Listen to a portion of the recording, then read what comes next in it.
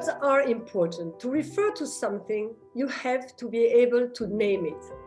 In all the years and all the reports, research, analysis, and statistics that we have been reading at MMM, we have rarely come across the word mother.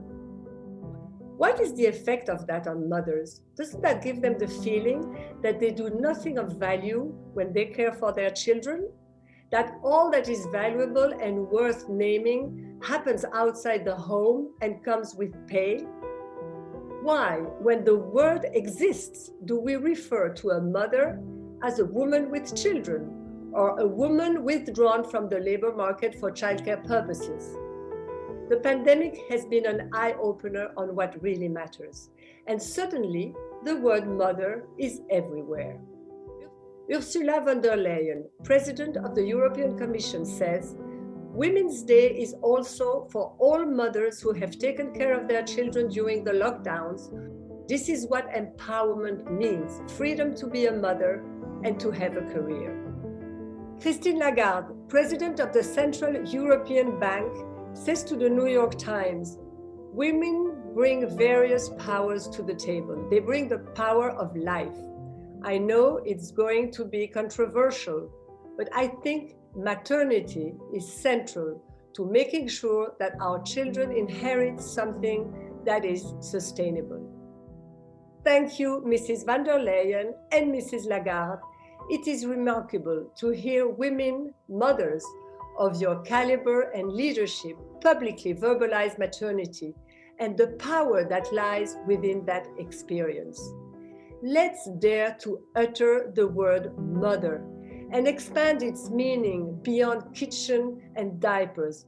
Mothers have so much more to contribute to society, including as leaders. By using the word with pride, we will show all mothers who they really are and what they really do. They might have no salary for what they do for their children and little recognition, but without them, the world has no future. As the International Women's Day celebrates women, Make Mothers Matter celebrates the amazing power and leadership of mothers.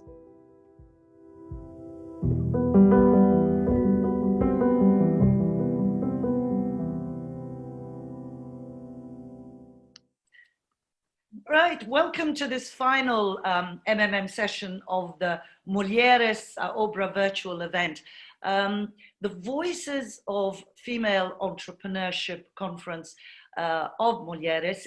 This is an annual event with the aim to connect women entrepreneurs, particularly mothers at work, provide essential training for running their own businesses and exploring new ideas and concepts. Now, joining me to take a look back at the last 3 days and to provide a wrap of what we've been up to here in our MMM booth are the president of Make Mothers Matter, Claire de Liedekerke, and Hello. the head of MMM Belgium, or Laurence van den Abeele, who has been our organizer, our presenter, our interviewer, and overall chief responsible for the MMM stand. Bravo, Laurence, first and foremost, for pulling it off.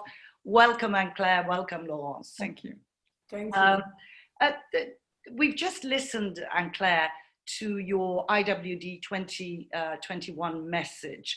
And if I could therefore turn to you and pick up on that, the sentiments that you pose in there, and the words are crystal clear. Let's dare to use the word mother. My question is, why is this still a grey topic? We're in the 21st century. Surely the whole world knows the value of a mother, not just as a first educator of her children, but as a peacemaker, as so much more. Why is this such a grey topic? I think that using the word mother is sometimes a problem because women have been seen for centuries as limited to their role of giving birth, educating children, and that was it, which is huge, but that was it. And I think feminism expanded what women can do, and feminism helped a huge part of the world to show that women are much more than mothers. They are mothers, and they can do a lot of other things. And thank God to feminists. But in order to do that, they needed to show that women can do what men could do. And somewhere in the way, maternity and motherhood were forgotten. And now, today, the young generation, that's the feeling we have, want everything. They want to be entrepreneur, have a role in their community, in their country, be able to run a career, but also they want to be mothers. And still sometimes, unfortunately, it's understood as mothers only. But mothers is not mothers only. Mothers is being an entrepreneur within the family. Mothers is having a role on the future of their communities, of their country. It's certainly not limited to the family. It's huge. But we have to work on the recognition of what being a mother is. It's interesting you say that, because also in your message, you know, we've got hugely important people like Christine Lagarde, who actually spoke about motherhood, and her quote is quite famous. So it seems that a change is happening, that if we get the recognition that you talk about and more influential mothers out there in the public eye speaking about motherhood and mothers, that we're going to demystify this problematic word. Absolutely. It's the segregation between either you are a stay-at-home mother or you are a professional, but then you forgot the word mother, that we have to stop. Women can be both. And that's what's beautiful about feminism. And I think we should give another meaning to feminism, that it should include motherhood and maternity. It should include the fact that women have that specificity, and it gives them a plus. It gives them something, as Christine Lagarde was saying, an outlook on the future because of their children, a way of understanding relationships that might be different. And so mothers, working mothers, stay-at-home mothers, there isn't an antagonism between all these words. It's a woman that can be all of that. And of course, it's completely interlinked. Just staying with your video statement, you touch upon a key issue of unpaid care work and the impact of its inequitable distribution on women, particularly mothers, that unless something can be linked to the outside world and come with pay, that it is valueless. Can you expand on that, Anne-Claire? It's not that it is valueless. It is that it is perceived as valueless. But why? Because what you do for your family, you do it out of love. You do it because it's natural. And there is no exchange of money because it's something that comes with the human condition. But it doesn't mean that it's not work. I'll give you an example. Laurence and I live, imagine that we live across the street. Each of us has 3 children. I take care of my children. Laurence takes care of her children. There is no exchange of money. We don't work. We decide to change. And every day I will cross the street and go to Laurence's house. She will cross the street, come to my house, and we will take care of each other's children for a pay. Laurence will pay me to do that, and I will pay her to do that, exactly the same amount of money. Then all of a sudden, there is an exchange of money, we work, it enters the GDP. All that GDP things, counting the wealth of a country and of a community through financial exchange, is probably at the root of the fact that all the work that's not paid is not considered as work. But try without all the work that mothers do. Try to erase that. And mothers don't do all they do for free. what's happening? It's a huge support to the economy. It seems natural and unremarkable, but it is remarkable, as I said in the video. It is remarkable because it's at the root of everything that matters in our world. And that needs recognition. We're never saying that we need to give salaries to mother, but at least that when it's recognized as work, it could count in the counting of pension, that all the benefits that are accorded to work can be, taken into account when a mother does some work, all the work she does. In some countries, mothers are fetching wood, fetching water, doing all these things that if they don't do it, the family just doesn't survive. And that matters. That matters, that work. And all the carpooling, the cooking, the cleaning, the educating, the relationship that the mother, all the emotional development that the mother is at the base of, with the father, of course, but we will talk about that. We will indeed come to the fatherhood. Let me quickly bring you in, Laurence. You're a mother yourself, and Claire is a mother and a grandmother countless times over. You've just listened to Anne-Claire's views on some of the topics that she covered in her IWD message. Can you throw in, from a mother's perspective, and you are a working mother yourself, as indeed is Anne-Claire, can you elucidate as well on this point before we go to fathers? Yeah, of course, I completely agree with what Anne-Claire said. And we see for all generation of mothers, whether they are younger workers with smaller children or even like me with little bit more grown up children now, it's a jungle that you have to go through to try to fix as well all the arrangement appointments for your children and then doing the work beside it. It has to be in a way recognized that all the work we do at home, the unpaid care work, has to be valued. I totally agree. Yeah, but and it is definitely undervalued right now. But what Anne-Claire touched on, and you can both come back on this, is that if it is if we're talking GDP and everything is linked to pay, then there needs to be a shift in our economic thinking, that countries need to start moving away from this concentration on linking it to GDP, right? Mm-hmm, mm-hmm. But there are movements towards that, and the feminist economists who want to draw the attention to care, the care economy movements, well-being economy, where what counts is not only fluxes of money, but the result of all the things. Actually, you know what? Everything that really matters is not included in GDP.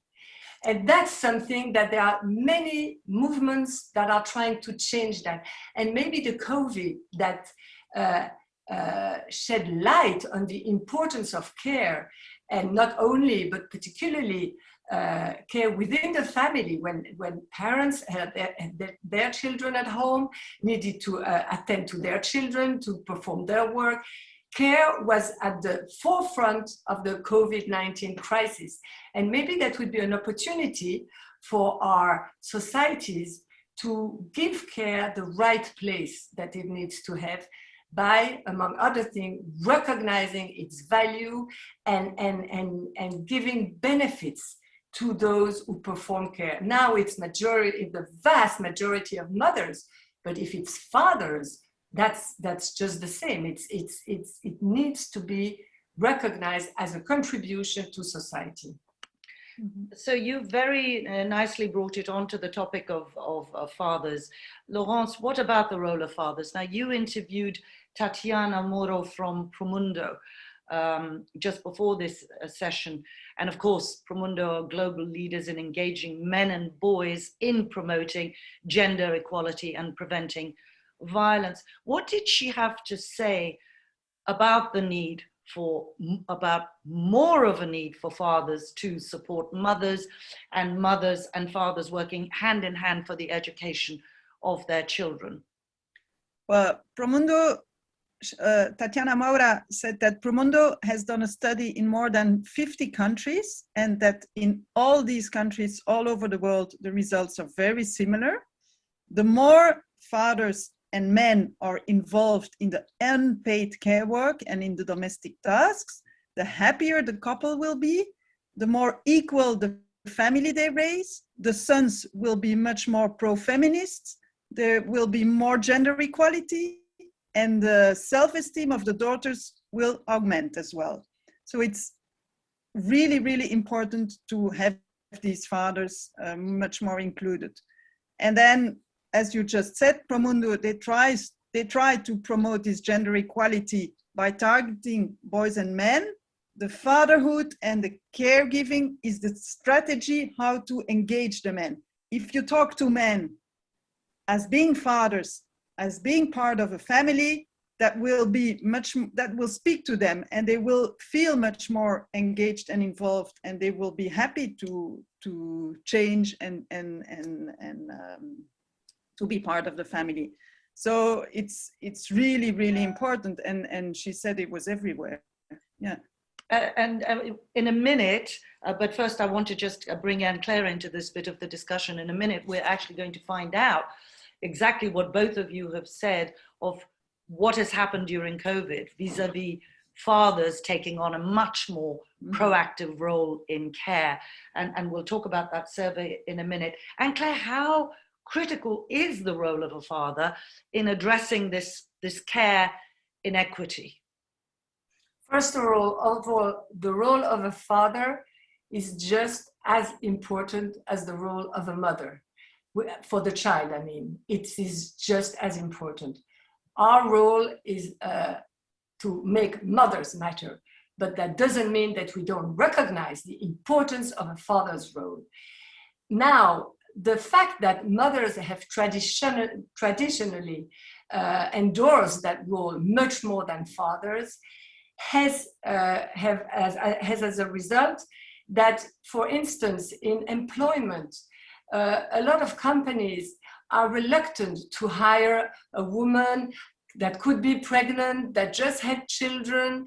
There will be all these maternity leaves. And so I really think that policies that involve fathers around the birth of a child are really important in order to make things much more equal. If the father is entitled, not as many, because there is the physical aspect of maternity that's very important, and we shouldn't remove maternity leave from women by giving it to fathers. But I think that a policy that put fathers up there during the birth of a child for parental leave, that's very important. All those kind of things, because not only it's important for the child and the family, but it will make women and men, mothers and fathers, more equal within the labor market. Mm-hmm. It's one of the ideas. There are many others, but that's one of them. Okay. So we were just talking about, I think it was just last week, and it was rather uplifting. I'm sure you both saw it. There was a survey released by the Fatherhood Institute in the UK on how dads did more childcare than ever before during all the recent lockdowns. Obviously, this is a survey that's come out of the UK, so it covers dads in the UK. What I'm going to do is, before we actually discuss the findings, I will share my screen, and I want to show this little video that they released with the survey, and it's called Lockdown Fathers, The Untold Story. I love it. Lockdown Fathers, The Untold Story. And it's really worth watching to note the statistics. So we'll watch it together if we may, and our viewers can watch it with us. And then we can have a look, because it's quite interesting and quite positive. And there will be the big question of, okay, now as countries start lifting their lockdowns and the deconfinements and so on, is how to actually sustain this.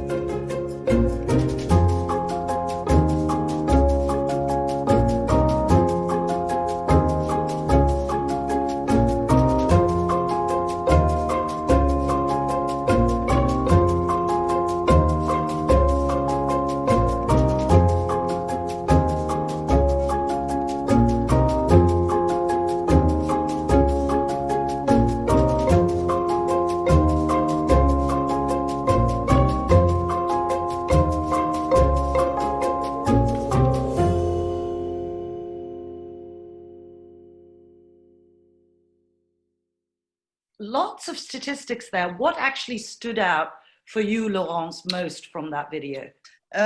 Well, I've actually asked her and discussed that point together with Tatiana Maura as well. And she was a little bit less optimistic, I think, than the results in the video. She said, changes take time. Definitely COVID was a good way to force fathers to stay at home. A lot of fathers wanted to do that, but because of social pressure, they never could. They did not dare to take their father leave. And now everybody was obliged. Everybody had to stay home and take care. So that was definitely a good opportunity.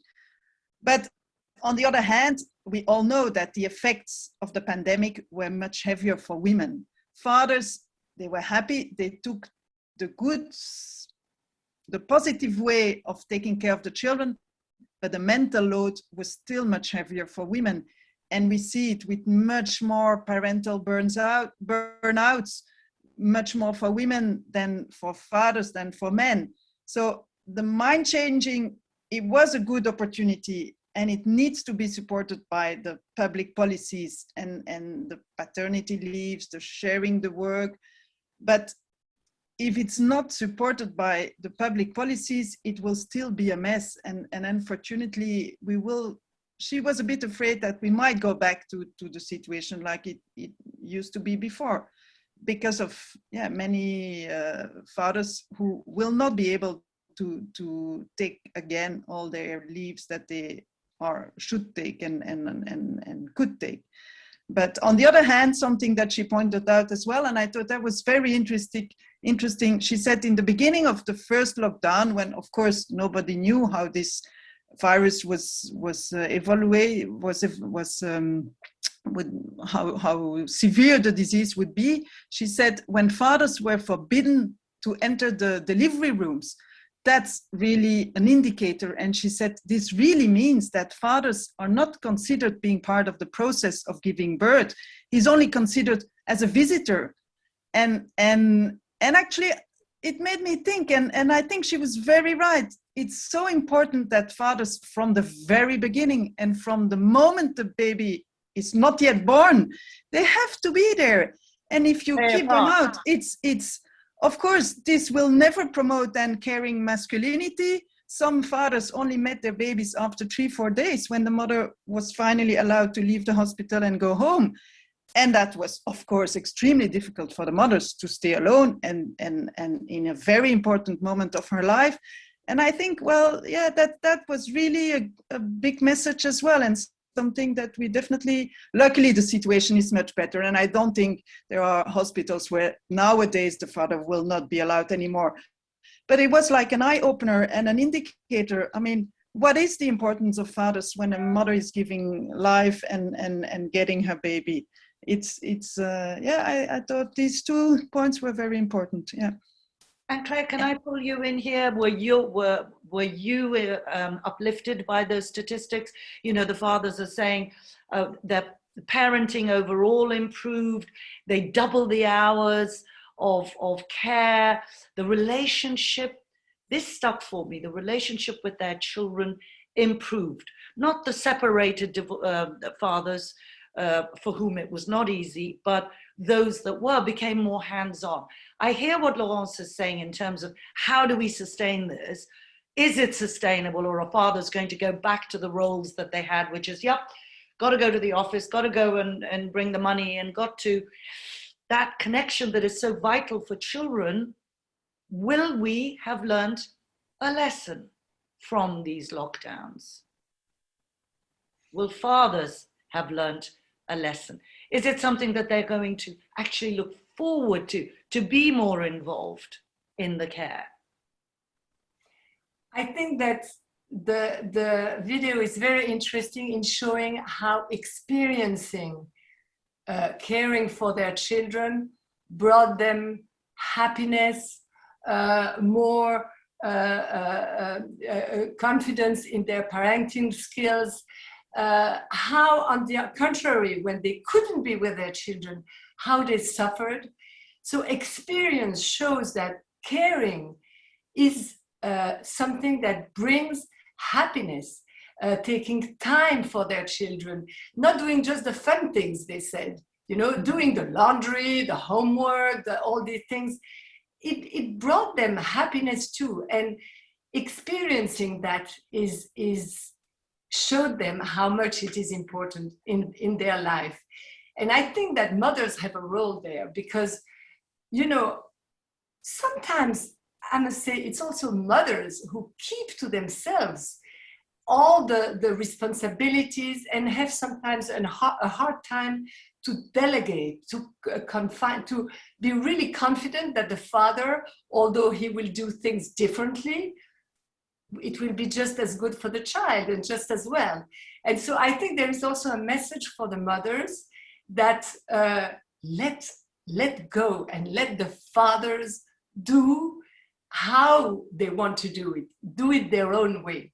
That's the first thing I wanted to say. Then the second thing I wanted to say, of course, it's great when fathers are involved, but let's families decide within themselves also how they want to organize their lives. Sometimes they want it to be equal and that the care is equal, and that's fine.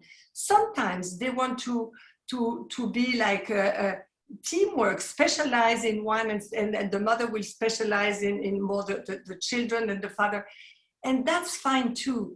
I always worry when we want to have an ideology that says everything should be the same for all families. Of course, it's much better when when fathers and the mothers are involved in the child's education, and that's basic. But how they do it, let's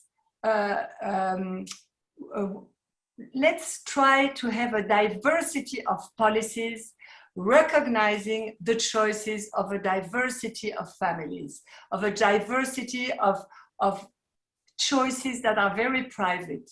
And I think that's something also that we need to work on, and also recognizing the difficulties for companies to juggle with all these policies. But it is necessary to have them. So we have to think out of the box. And I always come back to what the OECD said a few years ago, I think it was in 2012, that for a long time since the industrialization, families have adapted to the world of work. But it is time now for the labor market to adapt to families. Otherwise, all OECD countries, developed countries, will pay a big price because families are important.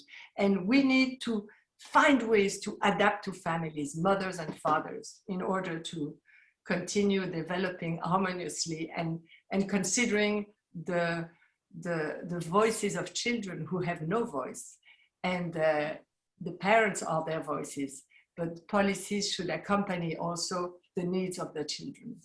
Mm-hmm. Yes, I absolutely agree with you. It's time that the world of work adapted to families rather than the other way around. Laurence, sorry, did I interrupt you? Did you want No, I totally agree as well. And the voice of children is very, very important as well, of course. Yeah. Absolutely, and that's our responsibility. Yeah. Okay, so as we start wrapping up, perhaps I can get you, Laurence, to just take a look back to the key moments and the take home of this 3-day event. Yeah. If you were to put your finger on some of the, everybody's been talking about entrepreneurship, mothers at work. For you, what has been very special? Because you've been so involved in all the interviews and all the organization. Can you pinpoint any specific moments that you learned something, that they were, landmark moments? Well, I definitely want to thank the Mulheres Obra to give us this opportunity to have our stand here. And I think we had a fantastic 3 days. We discussed with many people. It was not only me, you did as well, Shahnaz, Marie-Liesse did as well, some interviews. So we had very different talks, and many aspects of women's life came out. I mean, mothers are caring of their children, mothers need work. That's why we have to support this female entrepreneurship, but they cannot do this without the support of the fathers. They cannot do this when their mental health is not okay. And in one of the videos that we have seen, they say 52% of women, there are 52% of women in the world, and only 30% are self-employed and entrepreneurs. So mothers need to come together. They need to share their experience.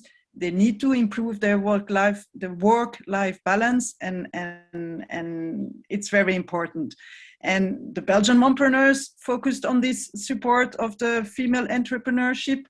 Promundo said that life difficulties for working mothers, they are not the children, she said. It's actually the husbands, the men. Because when fathers do not share the domestic tasks, it will block a woman. When a woman is alone with her children, she will ask the community, her friends, her neighbors, her family to support her. But if there is a man, then it's hard to ask other help. But if the man is not involved, then the life will be much harder for that specific women.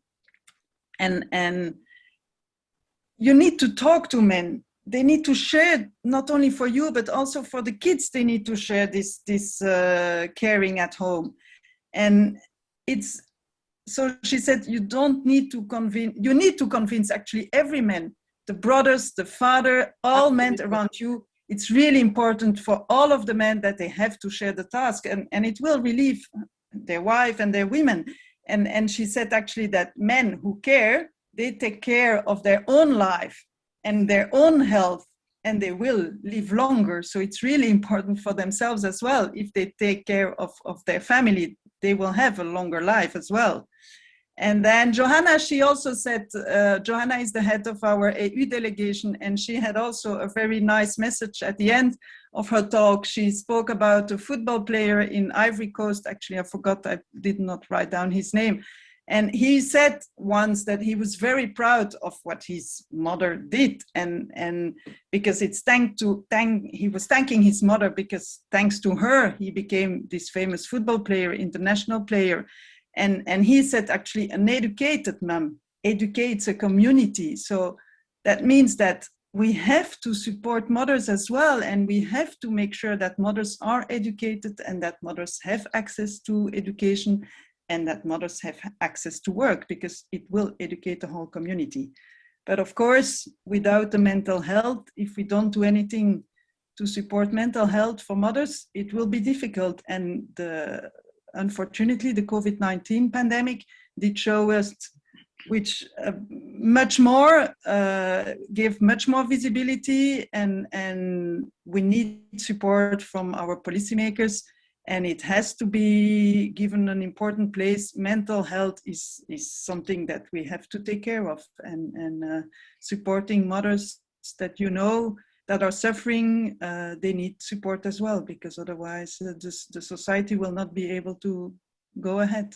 So an incredibly rich 3 days. So it was a very rich 3 days, Yeah. as you say, and it was really nice to And of course cover all these covered, different things. and you covered MMM's poles of action, economy, Yeah, as well. health. Exactly. We had the economy, we had the health, we Yeah. had the peace at home with fathers. We had really all three topics. So and covered by the education, because an educated Absolutely. mom educates the community. So all came together, and I think it was really, really nice. Yeah. Mm-hmm. Excellent. And Claire, how important do you think events like these are? Obviously, because of COVID, it's all virtual, but never mind. How important are events like this for NGOs like Make Mothers Matter, in the sense of connecting with other like-minded NGOs, with other, creating a bigger network? How vital is it for the work, for the advocacy work that we do at MMM? First of all, like Laurence, I would like to thank Mulheres and Obra, because it's really a great initiative to give opportunity to exchange views on something we all have in common. And I hope it's a way of showing women that they are fabulous, as there is a French group of Les Fabuleuses, that they are fabulous because what they're doing, caring for their children, working, doing all at the same time, it's quite remarkable. And I would like, because sometimes it's not the case, that mothers take pride also in the care work they do for their family. Because my experience was that when my children were younger, I was always talking for recognition to what I did outside of the family. That was what I wanted to show, why I was doing something. But that's wrong. I think mothers can be proud of the work they do within their family as much as of the work they do in the labor market, for the community, for outside the home, and for a pay. What they do is beautiful, and women, mothers are fabulous. And thank you to the organizer of such an event, because I'm sure that within those 3 days, it was shown and that some remarkable examples were put into light, and that's important for the morale of everybody. Yeah. Okay, just before I let you go, a couple of viewer questions. You are both working mothers, Laurence and Claire, grandmothers. What have been your challenges? Because, we've established that women are citizens, they're workers, they're entrepreneurs, they're politicians, they're community leaders, they're social leaders, they are peacemakers. But what are the challenges? And this is a personal question to both of you, because the majority of women who are all of these things are actually mothers. Did you, for example, have to put a stop to your professional lives? What has been the difficulty of being a mother and being everything else as well? Laurence, if you want to jump in, and then Anne-Claire can wrap it up.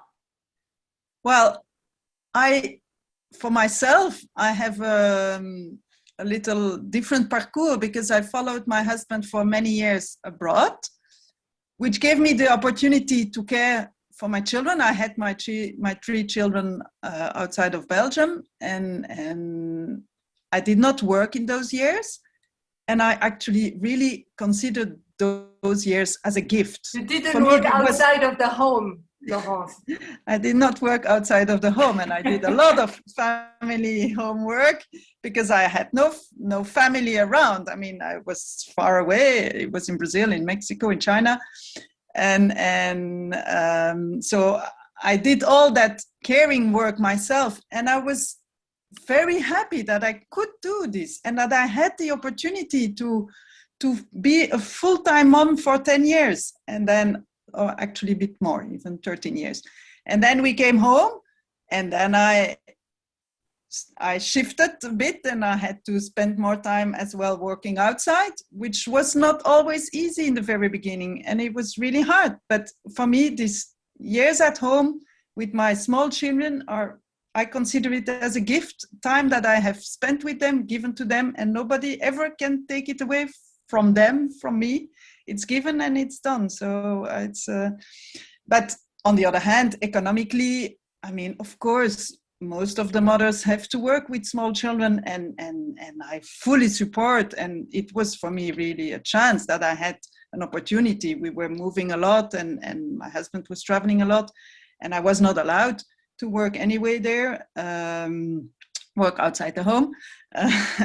But so voilà, this is really my personal opinion on this, and I hope my children will work. And of course we support our children to study and to go for university or doing higher studies, because it's very important that they will be able to work outside and earn money as well. But I hope the work for them at home will be more recognized already than it was for us at that time. Yeah.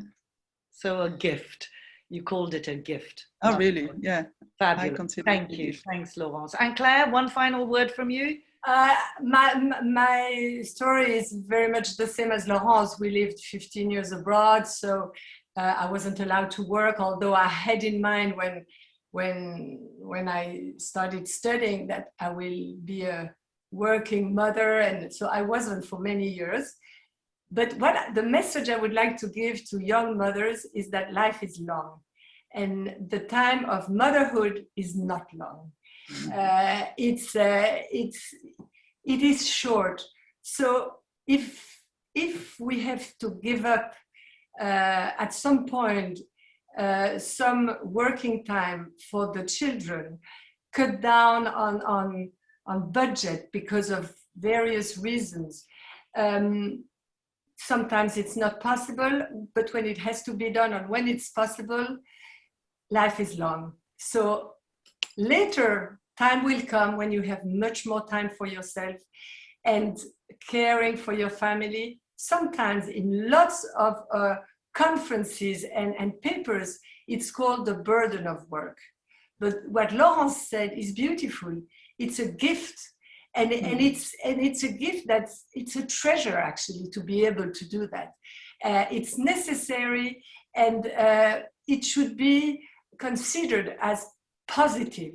And life is long. We do what we can do, what we have to do, depends on the situation. But let's think that when you look back, as I do, because now I'm a grandmother, so all that is past, there is a lot of time after being a mother. And voilà. And Claire, Laurence, thank you so much for your time, and a big thank you to Mulheres Obra for creating this platform for all of us to share our ideas, our thoughts, and find all the common ground that we have amongst us. So thank you. It's been great. I've learned a lot. I've made loads of notes. Even though I work with both of you, every day is a learning process. So thank you so much. And thank you, Shahnaz. Thank you, Shahnaz. Yeah. And merci à toi, Laurence, pour tout. Oui, vraiment, bravo. On behalf of all of MMM teams, bravo and thanks. Have a lovely day. Bye. Thank you.